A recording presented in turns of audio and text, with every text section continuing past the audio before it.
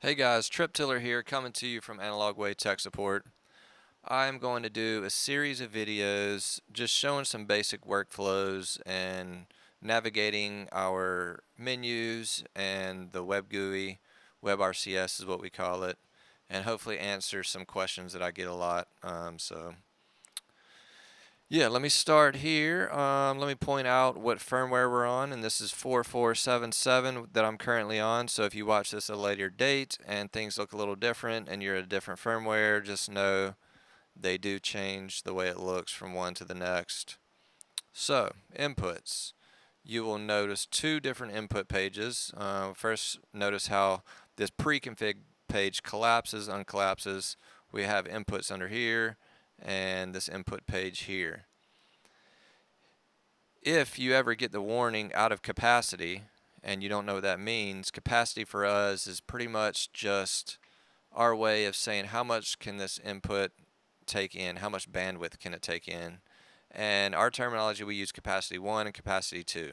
Capacity 2 is going to be your 4Ks, capacity 1 is going to be your HDs, I believe up to dual link, and you can obviously squeeze higher resolutions into a capacity 1 signal, like 4K 30. I believe you can run it capacity 1. But when I'm on this page here, the first thing that stands out to me is all these ones. So you'll know all of these inputs are set up to be capacity 1. And when you see these kind of errors here out of capacity, you know that the source is sending this input more than this connector is set up for bandwidth wise. So it's right now receiving 2160 at 60 and it's set up for capacity 1 input. So let me set it up to capacity 2, which is a 4K. And you don't have to pick this one, you could pick any of the 4K resolutions to get it to a capacity 2. And apply, and you'll notice that error went away. This is not red anymore. The input is now receiving 4K. So a couple other things I want to point out when you're on an actual input. There's actually a lot of data here that you can see. When you click on this ellipsis, you'll see what the source is actually sending. So the format size, the signal size, a lot of this stuff is EDID stuff. 10-bit, your color space. So a lot of good things, a lot of useful things there if you want to get super scientific about it. Let's see what else here. Your aspect, you can do your input cropping here. Your keying, your adjustments, color adjustments. You can do an input test pattern. So let's go to an input that's not set up. Or receiving signal, I can do an input test pattern. If you don't have any sources to use, you can use these if your screen's built and you're building things just to have placeholder, which can be useful. Let's see here. And when I'm navigating, I like to click on an input, and you'll notice it brings up the back of the unit down here. I like navigating this way. Whatever input output I want to go to, I'll click on it from down here. Your multi-viewers, you can see your just all the different connectors in the back. Easy, makes it really easy to navigate to. So what else can we talk about on the inputs? HDMI side, you can restart the kind of like an EDID refresh, I guess, almost like doing a hot plug. That's super useful. A lot of times when I tell people when they plug something in and they're not seeing anything on that input, I'll go to the EDID page here on that input and refresh that EDID from here, and oftentimes I'll get that input to show up that way. So that's a troubleshooting tip. The inputs are pretty much plug and play. Let me show you the input page from our multi-viewer, and I'm just going to hot plug a few things. You'll notice I'm moving these HDMIs around, if that shows up. Yep. Takes a second to show up on the multi-view, but I'm just going in one, pulling it out, plugging it in, and this SDI feed is obviously a 4K, so you'll probably see the out of capacity as soon as I plug it in. There's nothing you need to do to these inputs. They pretty much just receive the signal as soon as you plug it in.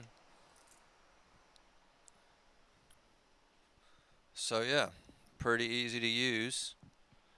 And that one, you'll notice, is a HDCP conflict, which is something totally different. So let's go to that input and do a little live troubleshooting with it. Let me go back to WebRCS.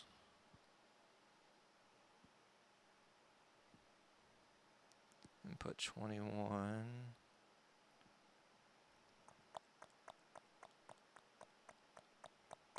So you'll see HDCP is set up as default.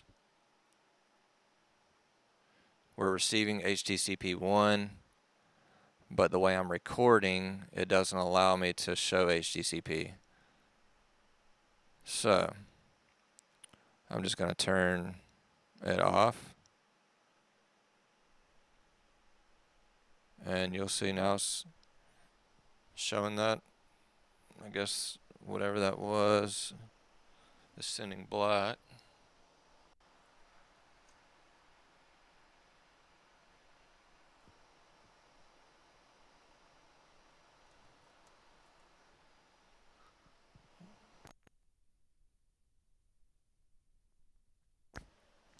So I can go to outputs here. That is coming. I just did a little output loop from this.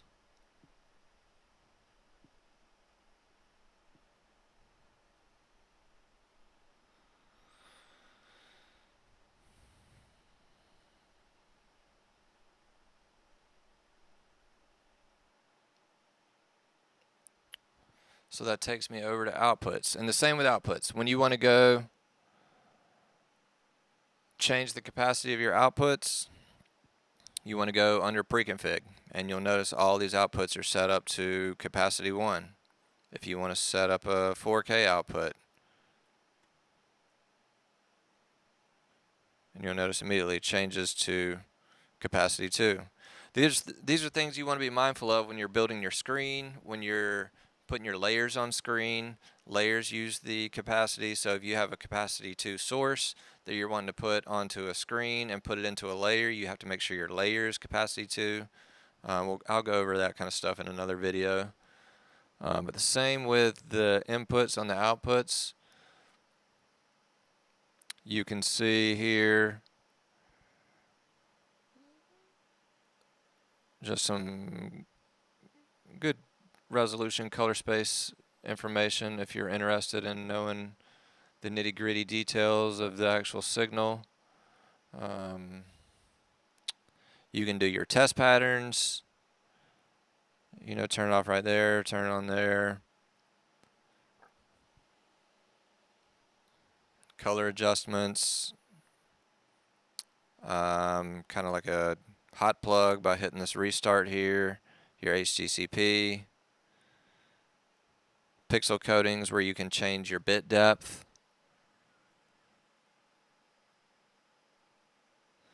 So, and that's going to be on the output page that isn't pre-config, that isn't under pre-config. Just know when you're under pre-config, you're pretty much just determining which capacity you want to change. Unless you want to, if you want to turn it to an aux screen, you have that also. You can do your group outputs, same with the inputs. And when you do this kind of stuff, you're really getting into some complex programming, saving resources. If you're maxing out the box, you can save some resources this way. And when I say resources, I mean like layers and kind of some more advanced things that we can, if you guys have questions on, just let me know and I can do separate videos on those things. So let's see, if you were using one of our DPH 104s is where you would set that up. If you want to change the output of your or the refresh rate of your output. You can do that here. Have it follow your internal rate, and your internal rate is set by what it's set at under system.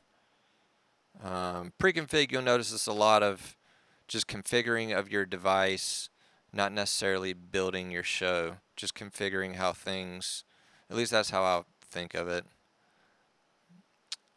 So yeah, I hope that answered y'all's questions. At least get you started and a little more comfortable with the WebRCS. And again, if you have any other questions, just leave comments below and I can do videos on those. And yeah, let me know. Cool. Thanks.